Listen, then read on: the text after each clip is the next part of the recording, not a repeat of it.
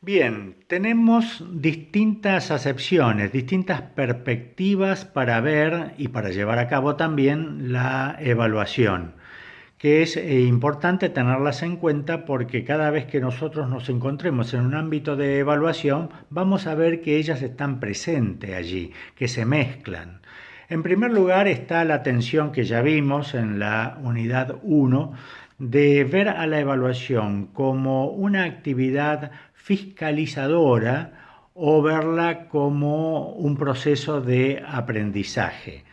En el primer caso es considerada la evaluación como la manera de ejercer control, como la manera de adjudicar responsabilidades, poniendo nota, podríamos decir, calificación a los distintos agentes de las políticas públicas. Desde nuestra perspectiva entendemos que esto que tiene más bien un carácter punitivo tiene que ser superado y la evaluación tiene que ser visualizada como un proceso de aprendizaje. Nunca hay total certeza con las políticas públicas. Siempre el futuro tiene una buena dosis de incertidumbre. También cuando nosotros ponemos en marcha una política, sabemos que es una hipótesis de intervención, es algo que hay que probar permanentemente durante el camino. Y en este sentido, entonces, mal podríamos fiscalizar cuando en realidad lo que necesitamos es poner en marcha procesos de mejora continua, para lo cual la evaluación es un proceso de aprendizaje y de diálogo entre los distintos actores, porque este aprendizaje no lo hace un técnico o un político de manera solitaria, ni un académico, sino que lo hacemos todos los que estamos involucrados en la hechura, en la confección y también en la deliberación de las políticas públicas. Una segunda tensión tiene que ver con la evaluación por objetivos versus la evaluación pluralista o naturalista. Esta tensión se da en el plano de la teoría de la evaluación. En los años 40, allá en Estados Unidos, se avanzó mucho en evaluación, sobre todo en evaluación educativa, cuando Tyler planteó que era necesario tener objetivos, primero programáticos en la educación, para luego poder hacer una evaluación. El avance fue que se manejó la programación como condición previa para hacer la evaluación, la planificación de las actividades en función de objetivos. Esto fue muy bueno, pero de alguna manera luego se cristalizó, se detuvo, podríamos decir, entendiendo que era más importante atenerse a los objetivos que se habían planteado inicialmente en los programas que al proceso de ejecución de una política pública. Generalmente los objetivos se plantean en un inicio, pero luego de pasado un tiempo, las políticas son móviles, deben ser flexibles, digamos, y nos damos cuenta que es necesario generar algunas actualizaciones, modificaciones.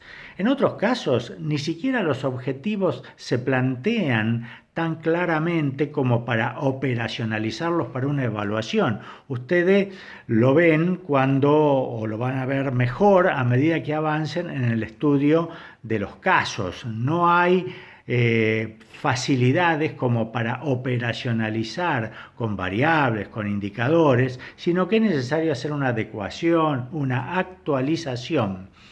Y entonces aparecieron quienes criticaron la evaluación por objetivos, diciendo, más que los objetivos que planteó un técnico, es necesario saber qué piensan los distintos actores. Y en este sentido, la evaluación tiene que ser más participativa, pluralista o naturalista. Es necesario que el evaluador se inserte, se sumerja en el espacio donde se está llevando a cabo la política pública. Esto es más importante que ver los objetivos que un técnico estableció en un programa. Autores como Carol Weiss o Gian Domenico Maglione han hecho hincapié en esta perspectiva. Otros, como Guba y Lincoln, plantean que es necesario generar diálogo, que el evaluador sea un mediador en el medio de las opiniones de los distintos actores involucrados, porque hay una gran diversidad de perspectivas, diversidad de objetivos. A veces podemos ponernos de acuerdo en el momento de hacer la planificación, pero después en el proceso de ejecución de la política o del programa, los objetivos de los actores empiezan a diferir, empieza a haber controversias. Allí es necesario es necesario que el evaluador se inserte y haga una eficaz mediación. Otros, como Patton, plantean que de tanto haberse atenido a los objetivos, nos hemos olvidado de la utilidad de la evaluación. Esto es sumergirse en fórmulas, en estudios técnicos, más bien diría tecnocráticos, que muchas veces terminan siendo inútiles en el momento de arrojar luz para la toma de decisiones. Scriven, otro autor, plantea inclusive que es necesario dejar de lado los objetivos. Él dice, yo postulo una evaluación sin objetivos.